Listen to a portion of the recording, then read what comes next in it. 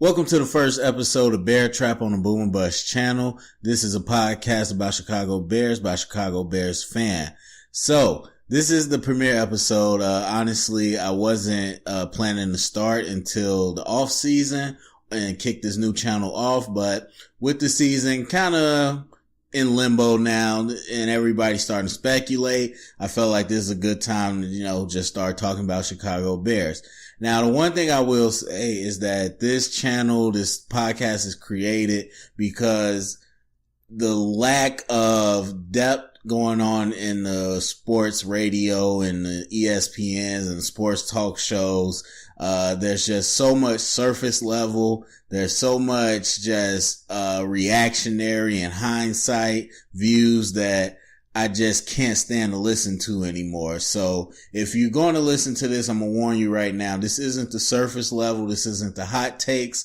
This is real football. I've coached football for almost 10 years now and I know football. So this is going to be the real X's and O's mechanics of it and not really looking at it just at a surface level. So with that being said, thank you for everybody that's tuning in. Hopefully, this is a good start. And today's topic is Trubisky versus Watson. So that title is going to be a little bit, ironic because there is no competition, people. There's no competition between Trubisky and Deshaun Watson. So, in addition to this, I'll be doing a draft series. I've been covering drafts for many years now. I really get in depth into it. I love evaluating. So, there's definitely a big background knowledge for me with Trubisky and Watson. But overall, let's just talk about the concept of this whole prospect versus prospect thing. You are comparing apples to oranges. And the reason is because football players, number one, this is what you got to know about me. Number one, I will always tell you that 99% of football players are scheme dependent. They're team dependent, meaning that you're not going to be the same level of football player everywhere you go unless you're a superstar. Most players need to be in a certain system or have a certain supporting cast to be effective. Some players land in the right situations and some don't. And this is why you see free agency bust. If you ever wonder how come they paid all this money and this free agency end up not being all that great, it's because you looking at them like, well, he made all these stats. They're a great player. That's not always the case. There's rarely a player that isn't scheme dependent. And so most players have to thrive in a certain environment. And when you put them into a different system or you ask them to do different things, you find out they're a different player. Trust me, this is true on every level, especially high school level, where you realize that there's a lot of teams that win championships or are dominant with some really non-collegiate type athletes. And you're like, how do they do that? Because you put them in the right job, in the right system, and you tell them just do this, then it can work. And so with that in mind, you look at Mitchell Trubisky and you look at Deshaun Watson. A lot of people want to talk about where they were drafted, what their hype was coming out of college and everything. Okay, fine. So if you want to just look at them coming out of college, I would say in this quarterback class, there was no definitive number one. That was a big debate about everybody is who's the number one prospect. And so Deshaun Watson definitely had his hype because he faced Bama twice and looked like a soldier versus them both times. And then recently he won. And so his leadership, his intangibles were all there. His athleticism, blah, blah, blah. But when you really look at what was his knocks, his accuracy was absolutely terrible. And he didn't really function well in the pocket to a lot of people. Now, Trubisky, he had a lot of intangibles and physical attributes. People liked him on campus. He definitely had the accuracy, which was his top thing. He had all the athleticism, all the, IQ parts, but his knock was he couldn't beat out the starter ahead of him. And so he doesn't have a lot of starts and people didn't know exactly what he was over the long haul. and that he never really had to play the big games. And so they both had their ups, they both had their downs. If you're talking about being ranked, I think they were in the same group. I would not ever sit here and tell you that Trubisky was like light years away from Deshaun Watson as a prospect. As far as, me looking at them, I would definitely say Trubisky was ranked higher, but they were around the same area.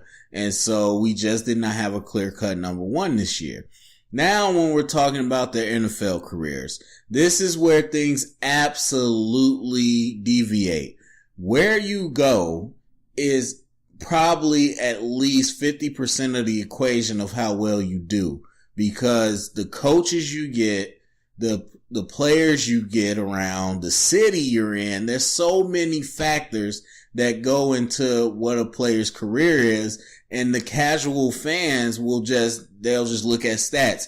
Oh, well, he's good because he's good. No, that's not the case. He's good because he had a position coach that coached him up right. He's good because they had a coordinator that put him in a scheme where his talents worked best. He's good because he had receivers around him that could do this and that. So you gotta go deeper than just the surface of looking at stats. And so if you do that, you can tell right off the bat, Deshaun Watson had a very different, environment than Trubisky. Trubisky's coming to our Chicago Bears, where not only you have a head coach who is defensive minded, and I wouldn't say that it has to be an offensive minded coach. There'll be another discussion for another time.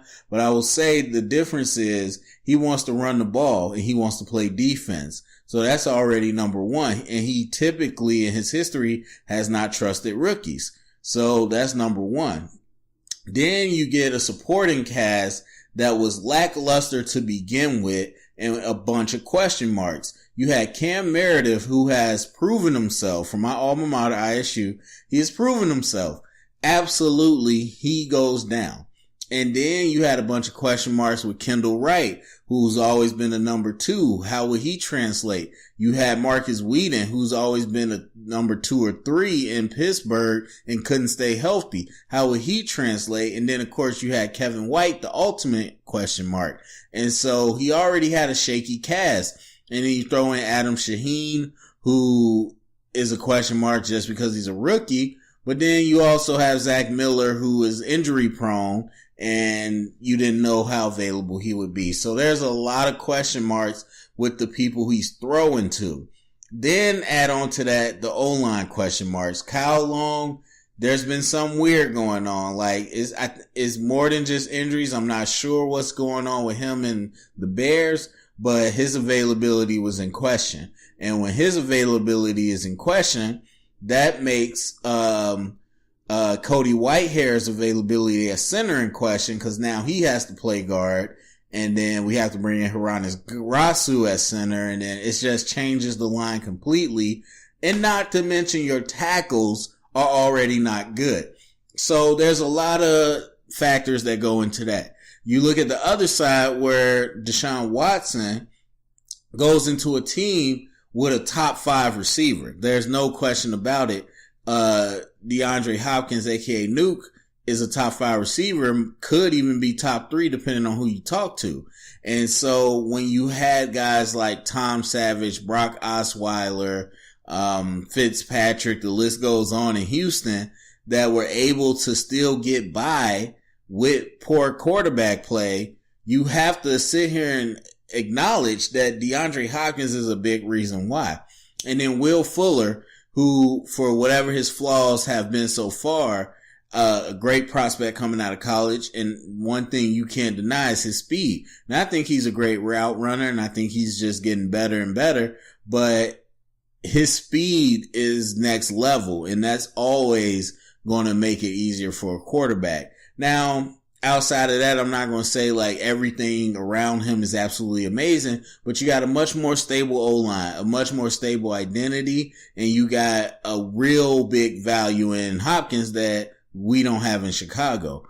And so the last thing you got to look at is Bill O'Brien. What is Bill O'Brien? A former Patriot, a quarterback friendly coach, an offensive minded coach. And so this is somebody that actually I would say his best attribute is that he isn't prideful. He wants to win, but he's not going to sit here and say, my system is my system, do what I tell you. Because if you know anything about Bill O'Brien, his system is famously complex for quarterbacks and asks them to do a lot. But when you look at what happened with Watkins starting, you saw an offensive system that had completely changed from what Bill O'Brien used to do.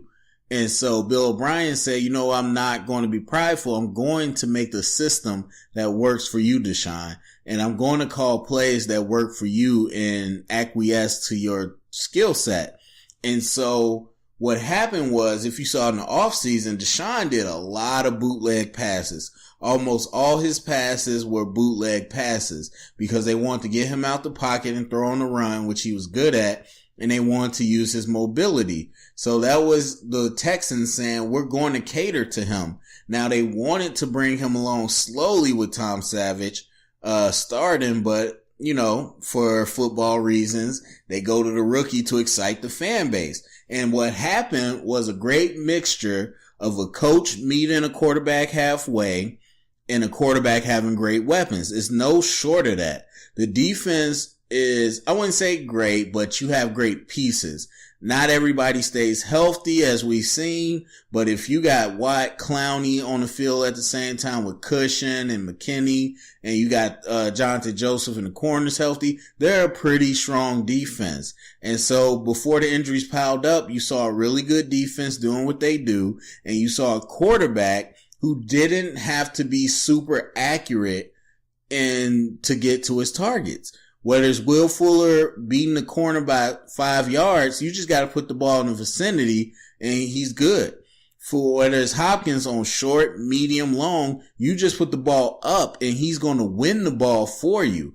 And so for people that want to naysay, because I know they will be, just look at Tom Savage. He hasn't been great, but when he throws to Hopkins, they move the ball. Hopkins wins those passes for Savage, and he won those passes for Watson. I remember watching Watson's first start. I believe it was Thursday night, and against the Bengals, terrible game. But Watkins was horrible. Watson was horrible. He absolutely just threw terrible accuracy balls. I mean, when they were doing short screens to Hopkins, he threw it at his feet and hitting the ground. And so you're going to tell me that quarterback is amazing and he just transformed? Absolutely not. What they started to do is to get him in things that were more comfortable. And he started to realize, I don't have to push this ball into a window. I just got to get it to somebody in the vicinity they need it. And you think about who he had at Clemson the last year, Mike Williams. Same thing. You just got to put the ball in his area and he's going to win it for you. And so while I definitely am not going to praise Watson like everybody else is, I heard once he got hurt, I heard someone say, Texans lost their superstar quarterback. Superstar? Really? The whole culture of social media and people wanting to jump to conclusions so fast is part of the reason that the casual fans forever mad at something, because all they can look at is what's in front of them and not look at the whole picture. And so that's a whole nother concept, but I'm just like, the fact they call Watson a superstar after not even a whole season is just indicative of what times we live in. And so while I'm definitely not going to give him that type of praise, and I'm definitely going to point out the obvious that he has a better supporting cast, I will say that if you're looking at Trubisky versus Watson, you got to really put it in the focus, because Trubisky on the other side has Fox, who is prideful, who will not let the playbook open up too much. He wants to run the ball first and foremost, no matter who's at quarterback, and he's going to do it his way. And so Trubisky just hasn't had those chances. So what I want fans to realize from this is that there is no competition. Competition is only apples to apples. If you can't do it apples to apples, then it's not a competition. I can't open up a business in Chicago and you open up a business in Omaha and we say, okay, well, Terry is killing you. There's so many different factors that go into it. And we got to be selling the same stuff.